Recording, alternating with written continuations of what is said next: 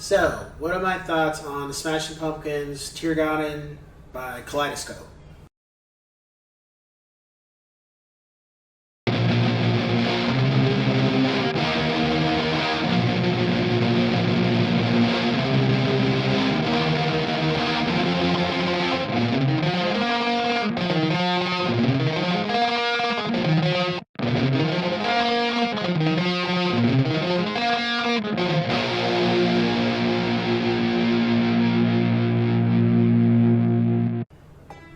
What's going on, ladies and gents? It's Astral. So I'm coming back to you with another Smashing Pumpkins album, but this one's a little different. So, you know.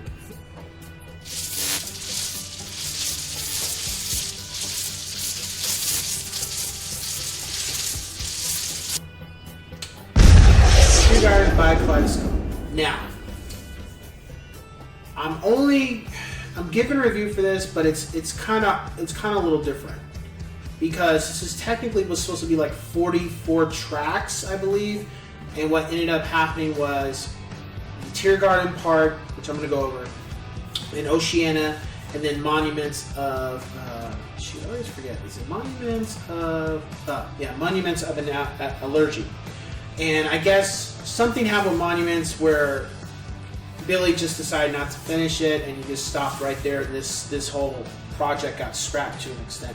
Maybe he might finish it at some point, but at least for now he says he's done with it. So, at this point, after Zeitgeist, Jimmy has left the band, and I don't know if it was because there was an issue or anything, but he's not in the band. And Billy now has his other members in the band, and I don't remember everybody. I remember the drummer Mike Barnes or something like that. And then Jeff, Jeff Schroeder?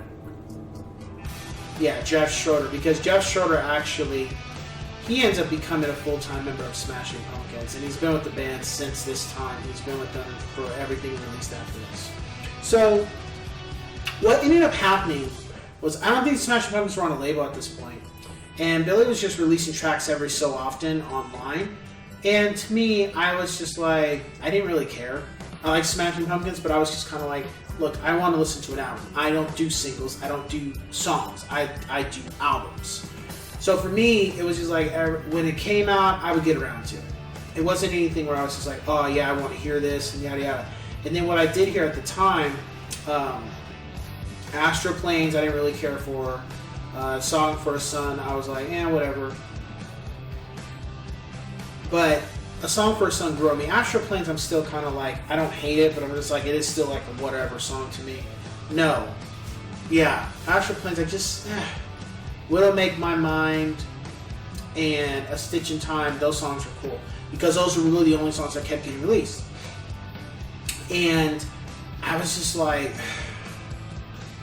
you know, I'm not buying, I don't buy EPs. I'm not doing that. I'm buying albums. So at the time, it was just 4 songs on the CD, another 4, and I was just like, I'm not buying this. If it was an album, cool, but it wasn't, and I was just like, I don't do that. So then, fast forward a year, and then all of a sudden, I was doing something, I forgot where I was, and I heard this song, and I was like, who the hell is this? And come to find out, it was Smashing Pumpkins. It was a song called Freak, and I was just like, dude, is this the new album? Is this what we're supposed to be hearing? Because I was like, well, this is good. Like, what the hell is going on here? And by this point, Wikipedia is around, and I do some research and come to find out that, some other songs have been released, and this, and that. And I was like, okay, let me go listen to this stuff now. Because actually now it's like, okay, there's more material. Like, there's more stuff to listen to. Again, I don't do songs. I do albums. You give me an album of 10 songs or something, cool. Here's my money. Or as people like to say, take my money. You know, that kind of thing. And I listened to it then, and I'm like, okay, now I can vibe to this, and I have a better respect for it and what I'm listening to, and I like it. And then, of course, come to find out, Billy's already working on another album, which is supposed to be the second part of this whole 44 thing, that's 44 process, because he's not doing it all in one. He's doing it in pieces. I said, okay, fine, I don't care. I like what I've already heard. So, but but he didn't. I don't remember if I really heard him saying that. That was part of it. It wasn't until when I get to Oceana that I'll mention that, because it was something I found out when I got that. So my rating for this album, I would probably give it by itself. I'd give it a 3.5 out of 5. Yes, sirs. And the reason why is because it's not enough. It's not enough music, and some of the songs are not terrible. They're just not. They're not great. They're okay. Out of the music, it's like these 5 tracks I love, and everything else is just kind of like, okay, it's cool, but it's not. There's nothing I don't like. I mean, Astral Planes, I don't. It's okay. I wouldn't say I don't care for it, because I can listen to it, but it's just like a whatever song. And if there was more tracks, then I would give it a higher rating. But because it's only 10 tracks, and I think 2 of them are instrumentals, it's just kind of like, wait a minute. Sorry, I take that back. 12 tracks. It's 12 tracks. Out of the 12 tracks, 2 are instrumental, and then out of those, these 5 songs I love, and the other songs are kind of like mess. So that's 3.5 out of 5. Out of 5, yes sir. So my top tracks are, of course, Freak. Love Freak.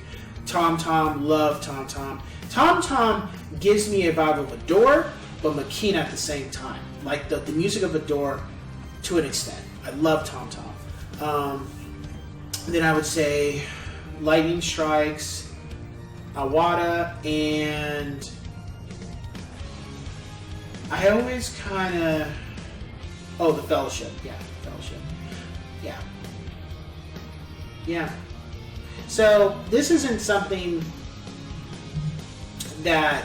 This is kind of a weird review. This isn't something... Because it's kind of like... I'm kind of basing on what it was when I heard everything at the time. But if you listen to it with Oceana and Monuments of an Allergy, it works together. But if you listen to it by itself, it's not enough. It's like there's something. It's not. This isn't all of it. It's like something's not there. But because it was 2 years between Teargarden and Oceana,